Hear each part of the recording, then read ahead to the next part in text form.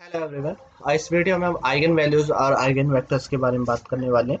अभी तक हम दो पार्ट कर चुके थे। पहले वाले में हम 2x2 का निकला मैट्रिक्स का निकाला था आइगन वैल्यू आइगन वेक्टर। ये 3x3 का अगेन निकालने वाले हैं। तो ये कैसे निकालते हैं आइगन वैल्यूज और आइगन वेक्टर 3x3 का मैट्रिक्स का। सबसे पहले क्या लिखते हैं, उसकी कैरेक्टरिस्टिक इक्वेशन को कैसे लिखेंगे। तो क्या करेंगे, हम कैरेक्टरिस्टिक को लिखने के लिए क्या करेंगे, ए माइनस लैम्डा आई का डिटरमिनेंट निकालेंगे और उसे जीरो के बराबर पुट कर देंगे।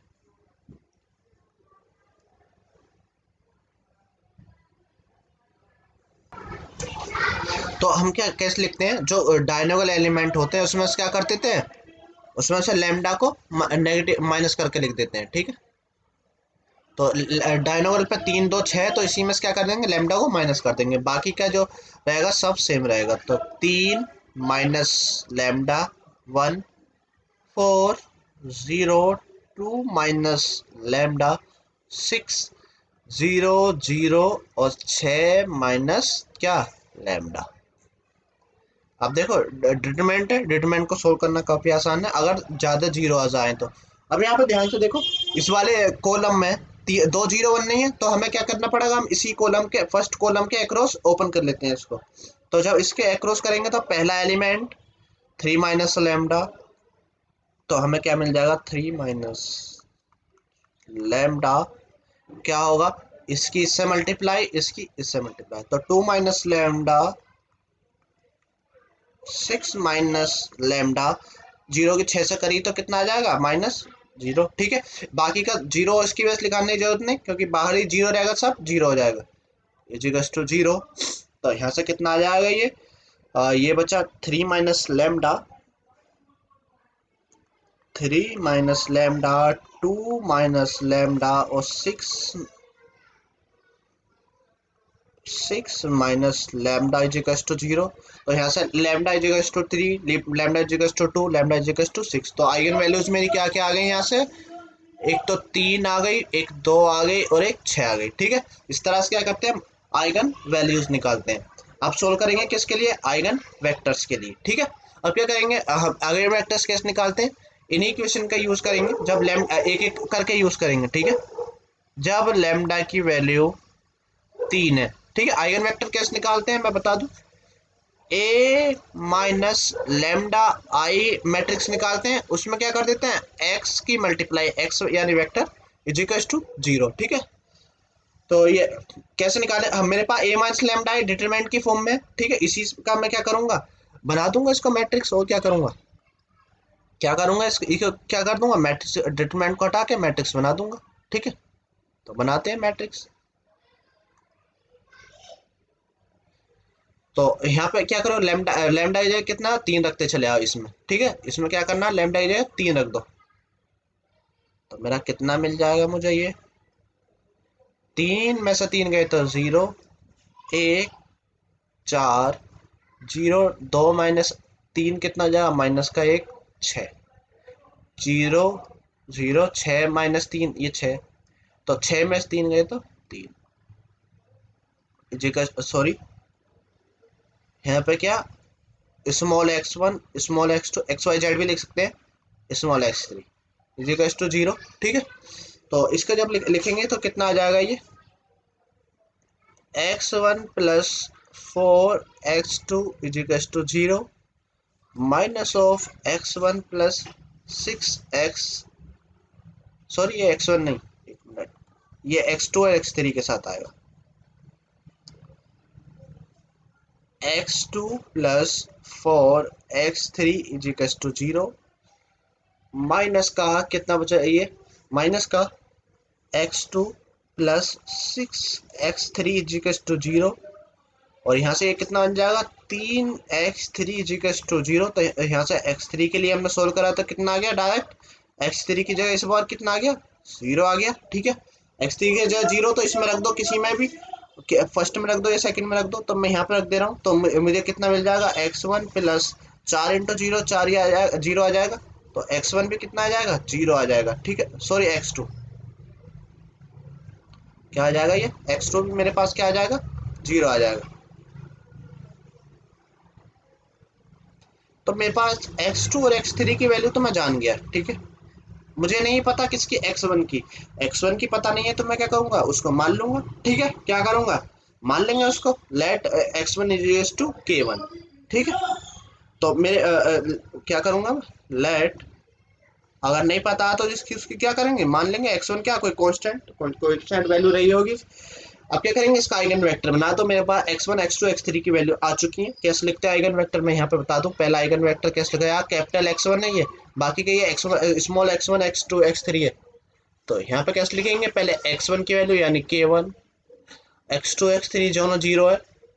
हम ज्यादातर बुक में ऐसा आंसर दिया रहता है, क्या k1 उसमें से कॉमन लिया रहेगा, k1 कॉमन लेंगे, यहाँ से ये बचा है 1, ये जीरो जीरो ही रहने वाला, इस तरह से आंसर दिया रहता है, ठीक है। तो पहला आइगन वेक्टर आ गया। अब दो के लिए सोल्व करो इसी टाइप से। तो यहाँ से क्या आ जाएगा, इसको मैं मिटा दूं बाकी का सबको, ठीक है, इसकी कोई इस्तेमाल नहीं है अब। तो यहाँ पे क्या आ जाएगा, बाकी का सब मिटा दे रहा हूँ मैं। पहला आइगन वेक्टर हम निकाल ही चुके हैं। अब क्या करूंगा मैं, लैम्डा या 3 रखा था, अब लैम्डा की जगह क्या रख दूंगा, 2 रख दूंगा, ठीक है।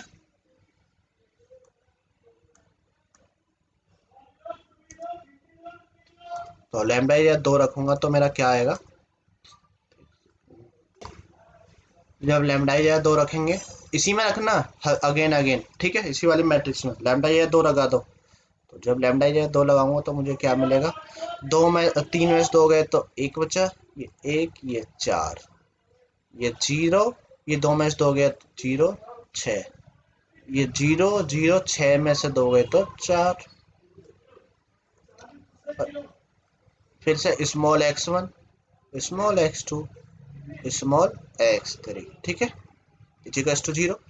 अगेन क्या आ जाएगा यहाँ से, तो x1 plus x2 plus 4x3 इजिकल्स to 0।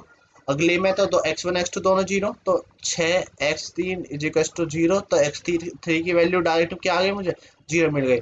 अगले में भी ये होगा 4x3 इजिकल्स टू 0, तो वहाँ पे भी x3 की वैल्यू 0 आने वाली है, ठीक है। तो यहाँ पे क्या कर दूंगा, मैं इसको लगा दूंगा। तो मेरा यहाँ पे कितना आ जाएगा, x1 plus x2 plus 4 into 0, तो x1 plus x2 equals to 0, ठीक है। अगेन अब मेरे पास नहीं बचा कोई भी रास्ता सोल्व करने का, तो इसलिए क्या करूंगा, किसी x1 या x2 को मान लूंगा। तो k1 में मान चुका हूँ, तो इस बार x2 को मैं क्या मान लेता हूँ, k2 मान लेता हूँ।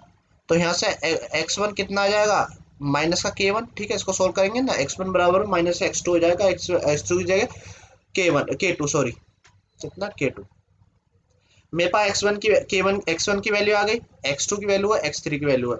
इसका वेक्टर बनाऊंगा मैं कैपिटल x2, तो मेरा कितना आ जाएगा, तो x1 की जगह माइनस k2,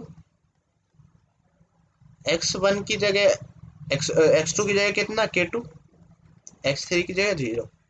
तो यहाँ से k2 कॉमन ले लूंगा मैं, कितना बचेगा, यहाँ बचा ये माइनस का 1, ये 1 ये 0। तो ये सेकंड आइगन वेक्टर आ जाएगा लैम्डा इजिकल्स टू 2 के लिए, ठीक है। इस तरह से क्या करेंगे हम, नेक्स्ट फाइंड करेंगे। मिटा दूं बाकी का। अब थर्ड और रह गया निकालना, उसको निकाल देते हैं सेम प्रोसीजर से। क्या करेंगे, अगेन वैल्यू पुट कर देंगे। जब लैम्डा की वैल्यू 6 है, when lambda is equals to 6, तो अगेन ये मैट्रिक्स कितने आ जाएगी, इसी में रखना है सेम अगेन। तो जब इसमें पुट करूंगा तो कितना आ जाएगा, 3, इसको माइनस कर दो, 3 में से 6 गए तो माइनस का 3 1 4 0, 2 में से 6 गए तो माइनस का 4, और ये तो 6 ही बचेगा, 0 0 6 में 6 सॉरी 6 में 6 गए तो 0 बचा। x1 x2 small x1 x2 x3 इजिकल्स to 0। Equation बनाओ, यहाँ से कितना मिल जाएगा मुझे,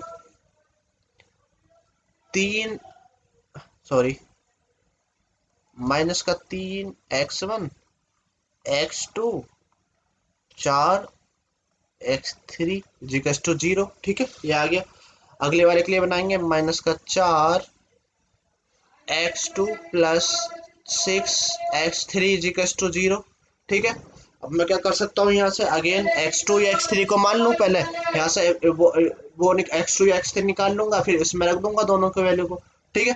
तो मैं क्या करता हूँ, कुछ भी मान सकते हैं, मैंने क्या जरूरी K1 K2 मान चुके हैं। उसकी जगह मान लो x3 की जगह मान लो 50 मान लो 100 मान लो, ऐसा नंबर मान लो जिससे तुम्हें आसान रहे। वैसे फ्रैक्शन में भी आ जाए कोई दिक्कत वाली बात नहीं है, फ्रैक्शन में भी आता है तो भी कोई दिक्कत वाली बात नहीं है। जैसे यहाँ पे चलो मैं फ्रैक्शन में ही मानता हूँ, कंफ्यूजन न रहे। एक्स K1 K2 मान चुका हूँ, इस बार K3 ले लेता हूँ, ठीक है, ये कॉन्स्टेंट है कोई। तो यहाँ पे जब मैं रखूंगा तो मुझे क्या मिलेगा, 4x2 प्लस 6K3 = 0। जब मैंने यहाँ से सोल्व करा x2 के लिए कितना आ जाएगा, 6/4 K3,